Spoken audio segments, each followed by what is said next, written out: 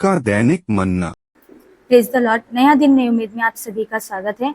आज के वचन को लेके हम पढ़ेंगे मत्ती उसकी 26 अध्याय 41वें आयत को पढ़ेंगे। जागते रहो और प्रार्थना करते रहो कि तुम परीक्षा में न पड़ो। आत्मा तो तैयार है परंतु शरीर दुर्बल है। हालेलुया।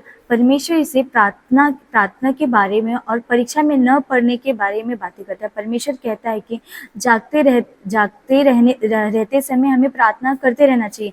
जागना मतलब हम सो के जब उठते हैं वो जागना नहीं, हमारे आत्मा में हमें जाग के प्रार्थना हर समय हर घड़ी करते रहना चाहिए। परमेश्वर को हम एकांत में 1 घंटा 2 घंटा समय देते हैं, ठीक है, लेकिन जब हम दूसरे काम में व्यस्त हो जाते हैं तो हमें परमेश्वर के आत्मा के द्वारा प्रार्थना करते रहना चाहिए। अपने मन में अपने हृदय में परमेश्वर की स्तुति करते रहना चाहिए। हम जब कहीं आते जाते हैं, कोई हमारे साथ नहीं होता, तो हम खुद अपने मन से पवित्र आत्मा से बातें करते रहना चाहिए। उस समय भी हमें प्रार्थना करते रहना चाहिए, क्योंकि हम नहीं जानते कि कब हमारे ऊपर शैतान किस योजना से आक्रमण करे, किस योजना के द्वारा हमें बहलाए फुसलाए।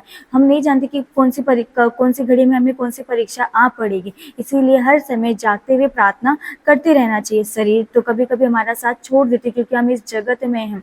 हमारे जीवन में, निजी जीवन में दुख सुख लगे रहते हैं। कुछ दिन के लिए दुख वेदना हमारे जीवन में रहता है, तो उस वेदना में भी जब हम टूट जाते हैं, हमारा मन टूट जाता है, किसी शारीरिक स्थिति को लेके हम परेशान होते हैं, अपनी हेल्थ के बारे में, हेल्थ इश्यू को लेके जब हम परेशान होते हैं, तो उस समय में भी हम जहाँ पे भी है, जिस स्थिति में भी है, उस स्थिति में भी हमें परमेश्वर की महिमा करते रहना चाहिए, हमें प्रार्थना करते रहना चाहिए।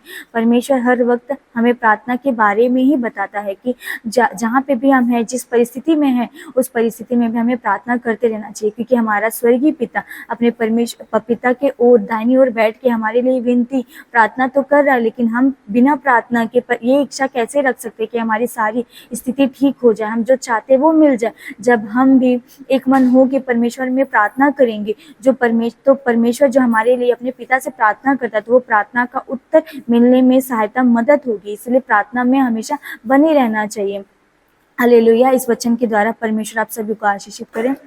हालेलुया। राजा स्तुति परमेश्वर पिता, इस वचन के लिए प्रभु आपका धन्यवाद करते। प्रभु आपने जिस तरह प्रार्थना करने के लिए प्रभु कहा है परमेश्वर राजा, उस तरह हमसे प्रार्थना लेने के लिए प्रभु आप सहायता मदद कीजिए। परमेश्वर पिता, आत्मा में हो कि हमें प्रार्थना करने के लिए सहायता कीजिए। शरीर की दुर्बलता को हटा के आपका बल सामर्थ दीजिए, अपनी अगुवाई से चलाइएगा राजा।